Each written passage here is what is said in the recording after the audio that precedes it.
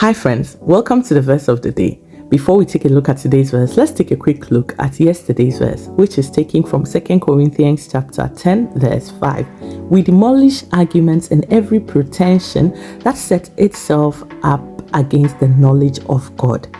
And we take captive every thought to make it obedient to Christ. In order to understand these kind of verses, you need to read the entire chapter. So verse 4 says, the weapons we fight with are not the weapons of this world. On the contrary, they have divine power to demolish strongholds. So if the weapons we are fighting with are not the weapons of this world, and you are not going to be able to fight people who are not acknowledging the fact that God exists or are disobedient to the way they think in terms of whether Christ is real or not, you cannot fight it with physical fight or argument. You need to pray for such people. And always remember that verse 3 also says that for though we live in the world, we do not wage war as the world does.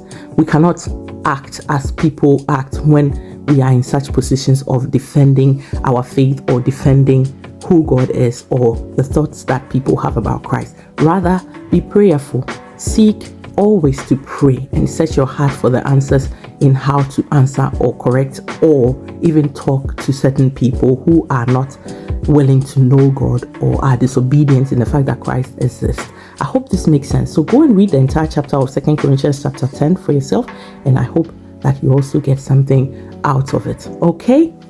Today's verse is taken from Psalm chapter 30 verse 5. For his anger lasts only a moment, but his favor lasts a lifetime. Weeping may stay for the night, but rejoicing comes in the morning. So whatever you are going through, the last part says that you may weep, okay, but then remember that you will always rejoice. The rejoicing will come in the morning. Just as it gets dark in the night and we go to sleep, definitely we'll wake up to sunlight, or at least the morning will come. So nothing that you go through will last forever. But I will encourage you to go and read Psalm 30 for yourself.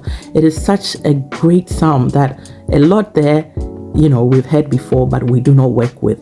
Okay, so basically, remember that God also gets upset with us when we are disobedient, but his anger does not last for long. It lasts only for a moment, and his favor lasts for a lifetime. So if you connect with him and you pray and you praise him and you are seeking after him, he will definitely make sure that you are doing well. Even though it's difficult, things will get better.